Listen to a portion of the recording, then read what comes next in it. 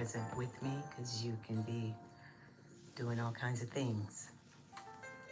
After the monologue, we heard from Cassandra Wilson's Harvest Moon. Alicia Keys, We Are Here. Forever is a Long, Long Time by Horace Silver. Dwight Tribble's Celestial Blues. Nancy Wilson's If We Only Had Love. And Patti LaBelle's When You've Been Blessed. And so I'm the one to remind us that we are absolutely and divinely blessed. And people want to say, oh, well, you know that means be less. And be lack is black. And I'm saying, y'all know what we're talking about here. Stop tripping. Come to this place and space where you realize the tremendous gift that being actually is. And that by virtue of each and every breath and every beat of our hearts, we're having to really come to a point and place where we treasure and honor and respect the gift that is all there is. And my energy is a little intense tonight because of the passing of two of my sisters, Donna Shaw, aka D, aka Queen Isis Sunshine, and Laretha Graves, known as Pinky Madison. And they passed on the same day yesterday, maybe 12 hours apart or so. And too young, both of them. And we're in a place in space where I can only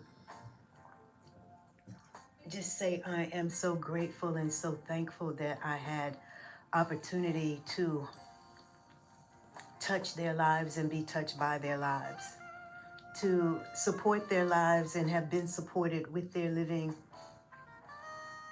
and to know the gift that it is to have tools that will help facilitate our internal clearing, cleansing, purification, consecration, but also to remember that when you've been fed like kids, to be out of alignment with the order of existence, then a lot of times when you're getting something to help you get into order, you have already mastered being disobedient and not doing what you're told. And this is a problem, that we are not able to exert a greater urge to be consistent over time. As consistent over time as we were in doing that which undermines ourselves. To be even more consistent over time in clearing, cleansing, consecrating, purifying, renewing, rebirthing, regenerating, rejuvenating. And it also requires us to remember the divinity of ourselves, the perfect and divine functioning of ourselves, being in a place and space where we realize that you cannot be in fear and faith at the same time. That we're having to really dwell in the blessedness of our being and to be dwelling in the mind of that consistently over time, so that we are able to truly have leverage over the things, over the chemicals, to realize that the spirit that we each are is greater than the chemicals. The spirits that we each are have to be activated so we remember the greatness of the spirits that we are, as these points of the presence of this absolute and supreme intelligence that is limitless, boundless, can accomplish whatever it is, blazing the earth, spinning the sun. I mean, what can it not do? The issue for us is realizing that the agenda that has been in place to make sure that we are not doing that which is going to be the enhancement and the resubstantiation of the quality of our being. That's the issue. That's what the systemic oppression actually is to have us as divided within ourselves, so that we have been socialized to do that which undermines ourselves, and to do it consistently over time, which is why there is so much sickness, illness, and disease as multi-trillion-dollar business. And I'm saying, these people, Lord have mercy, what will it take? You understand? We have so much casualty in this warfare. We're not at war, but we're being warred against. And in order to be victorious and triumphant over it, then we really are having to practice daily what it is to be loving our Creator, loving the gift that we each are, loving, honoring, cherishing, treasuring the gift that we each are. And it gets to be very difficult to do that when your blood is poisoned. That's why the methodology of our oppression is to poison the blood, contaminate the blood, because it literally undermines the clarity of mind. It undermines your capacity for thought. It undermines how well you feel. It undermines your faith. It undermines your confidence. It undermines your optimism. It undermines your trust.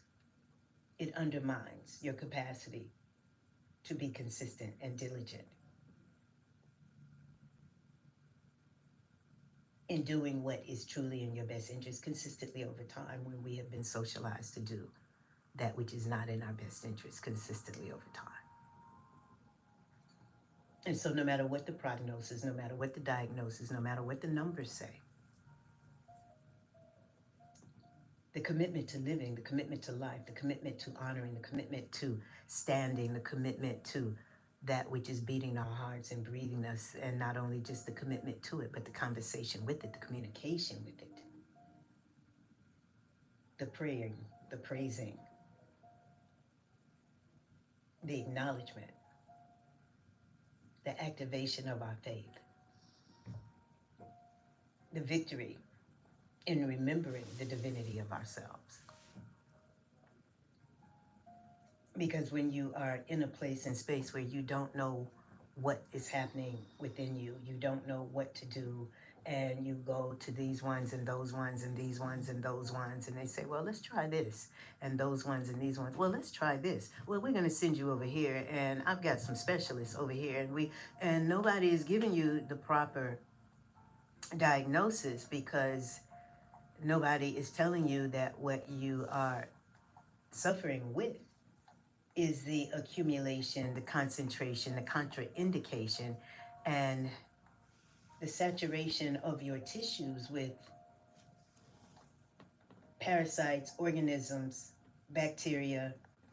You're infected because you have had the flesh of rotting carcasses in your body temple, because you've had alcohol and tobacco and other chemical things that are now in the tissues, that there is so much excess waste in the body, that when the body moves into cleanse mode, it starts dropping waste, and y'all be like, oh, well, I'm losing too much weight too fast, and there's something wrong, and da da da. But the body is dropping the waste because it's that intelligent, but it does not release the chemicals automatically, and it doesn't remind you per se to give thanks and praise and prayer and be remembering the truth of yourself. So you're in the body. We are in our bodies. Our bodies are our custom designed spacesuits for navigating this cosmic journeying in this ocean of cosmic consciousness that is beginningless, endless, infinite, and eternal. And we are having to transcend, transform, and transmute everything to serve our greater good, so that we can get out of this thing alive. And so there's an expectation that people have for dying. There's an expectation that people have for thinking that death is the door through which we go. And therefore, they kind of approve with themselves, for themselves, that this is their natural path, so they might as well enjoy the process of undermining your life currency. But the issue is that it's not, there's no comfort in the pain. There's no comfort in the fear. There's no comfort in being being experimented with, being a guinea pig within a system of oppression. So exalting and exerting a full effort in our living, and knowing that the meat, the dairy, the eggs, the chicken, the fish, and all of this is foundational in terms of what's creating issues throughout your system, then yes, wisdom would have us to let go of it, but then you still have to cleanse from it. That cleansing is happening daily, whether we're facilitating or not. And I'm saying that we should be facilitating the cleansing, opening up the elimination, coming to a point and place where we are fully participatory in doing what we require on a daily basis. But what I'm finding is like people are too busy. They too busy going here, going there, doing this and doing that to really take the time to cleanse themselves. It's just a little bit more time. You're getting up and brushing your teeth and washing, showering and bathing and putting on your cologne and you know, smell good, feel good, deodorant, all of this stuff. You get up and you do that. You don't just get up and get out of bed and go to work. And so I'm just saying is that there's a ritual that we do have in place. But because the ritual has been to put that which has no water and no fiber and no minerals down your throat as your break fast, then you're blocking and obstructing the elimination. Our now moment is pregnant with the opportunity for us to be reborn, to be renewed, to be in a place and space where we are taking responsibility for facilitating the cleansing that will ensure the body's ability to heal itself, because we are perfectly and divinely designed to do it. But you can't do it if on the standard American diet, and you can't do it on the standard vegan diet. That is a vegan form of the same stuff that we grew up consuming. And because the earth is 80% water and the body is 80% water, or should be 80% water, we're having to reconstitute it as that. The socialization under death culture that has us in a place and space where we feel as though we need to sculpt the sludge so that we can feel good about ourselves. So I won't say we because I don't. But you may go into the gym and work out, work out, and it works for you. You get stronger and whatnot, but you don't change the diet. And because you are under the auspices of a regimen that is not committed necessarily to the liberation of anybody truly, Africans throughout the diaspora particularly. So you get in there, you work out, you do all of this working out, you're sweating and this and that, but you're eating more protein and you're eating more starch. And those toxins that are being loosened up are now building up in your muscles.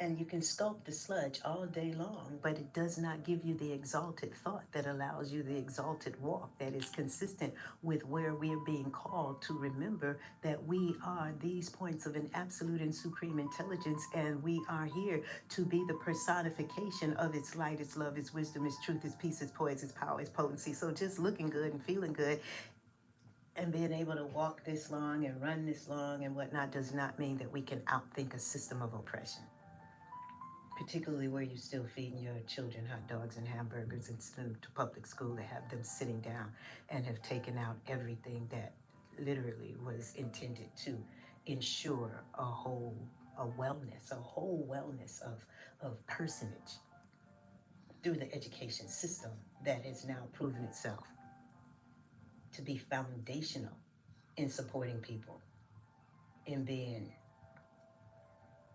stupid. And I say stupid in the sense that it is the natural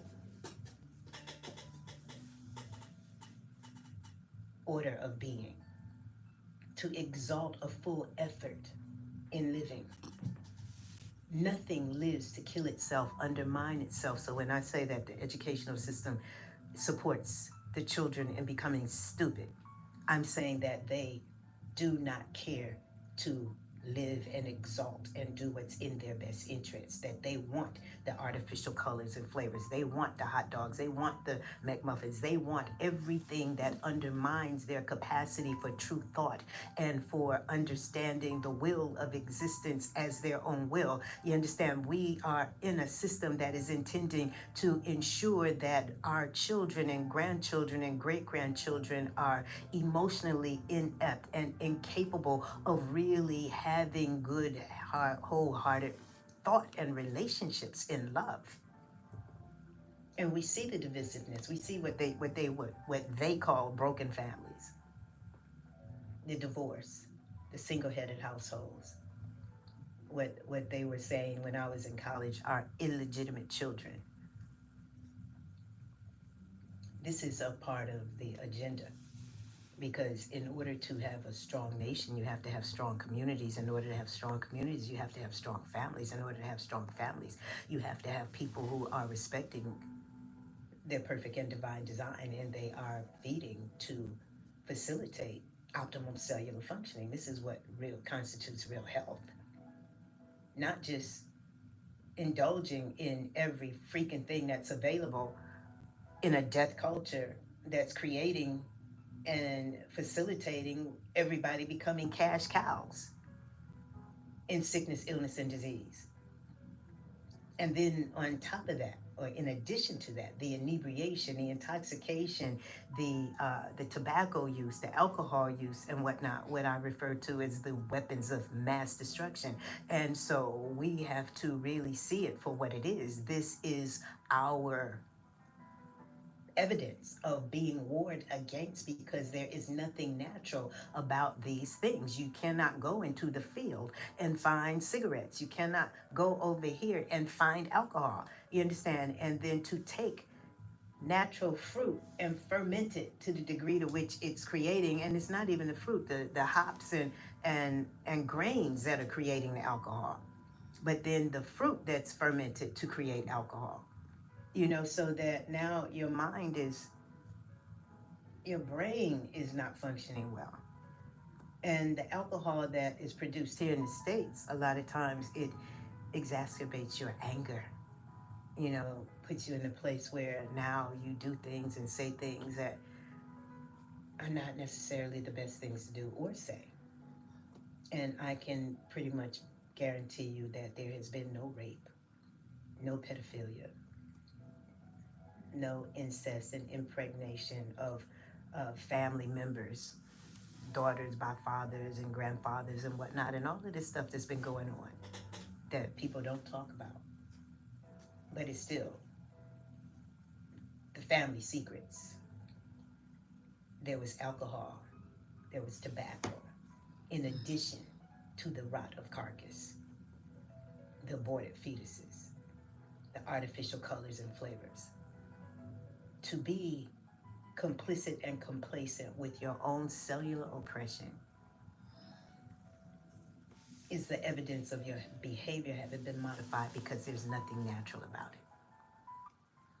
And are coming to a point in place where we treasure our lives and this opportunity to be harmonized within the will of existence, and to exert the responsibility to love, to nourish, to nurture, to strengthen, to harmonize, to respect, to reverence, to appreciate, to be filled to overflowing with gratitude and thanksgiving, and to acknowledge the blessedness in being and being a blessing wherever you show up. And it becomes harder than anything to do what is required of us in order to really love being.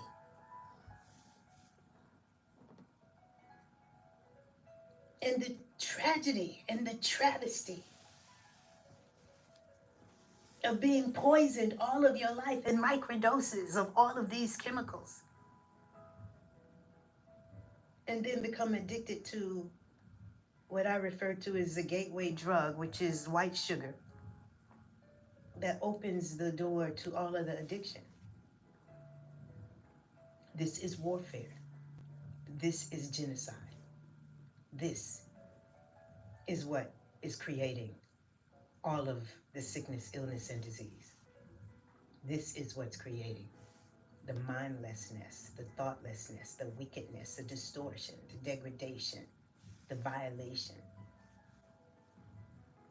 And this will be that which ensures a tragic date with fate. This is the insurance of not getting out of this alive. This is co-conspiring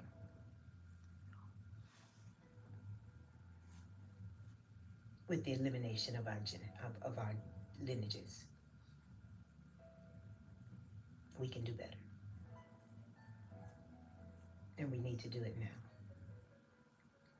To be in a place and space where every day is a day of exerting and exerting and exerting and exerting and exerting and exalting a full effort in our living, in our repairing. How can we hold a government that has always had our detriment at heart, stack the deck against us, even though they are literally responsible for all of the tragic dates with fate because it supports it. So to have the church support it, the government support it, and then you have all of these companies that you work for. So at some point, everybody has to take responsibility. Because when the people themselves stop undermining themselves and stop poisoning their children, and the women get cleared and cleansed and purified so that we're not living in the insanity of just all of this extreme vanity where we think that having big butts and big tits and all of this is the evidence of our sexiness and our sensuality and this and that, and we can't cover ourselves and we can't dress well. We are out here on all of this foolishness, and then you have children.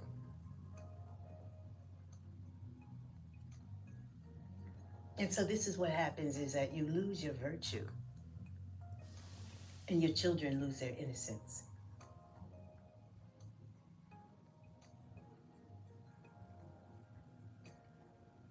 And we're out of alignment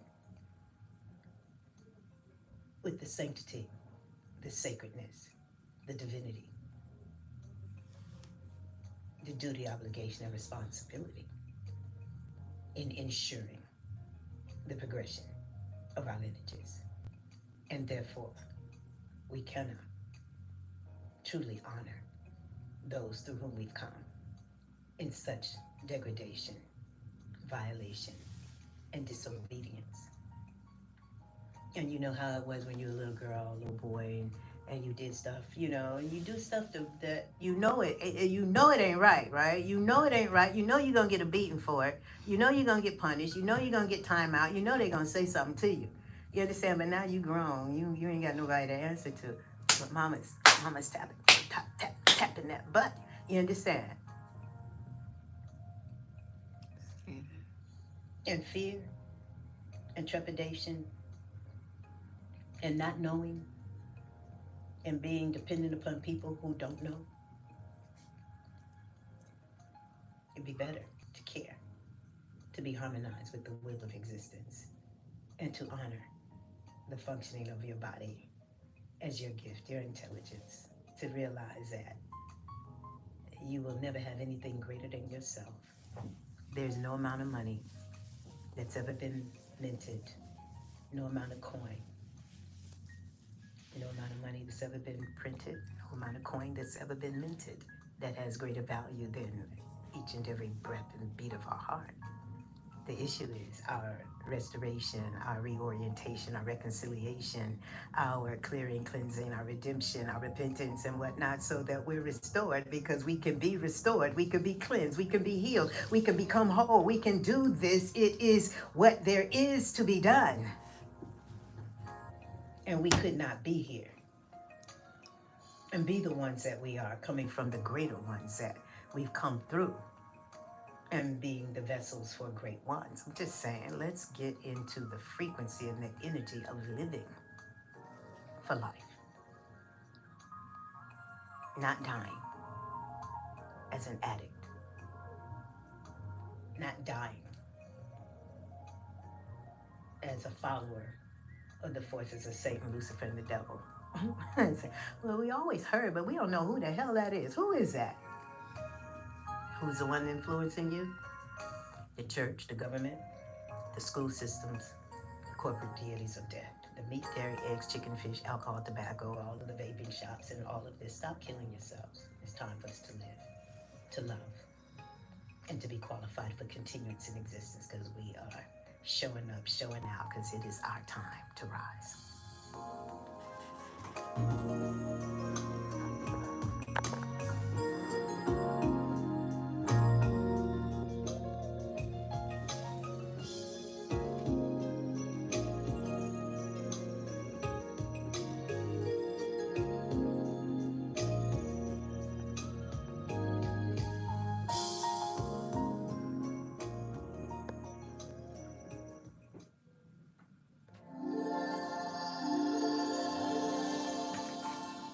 Funding for this program is brought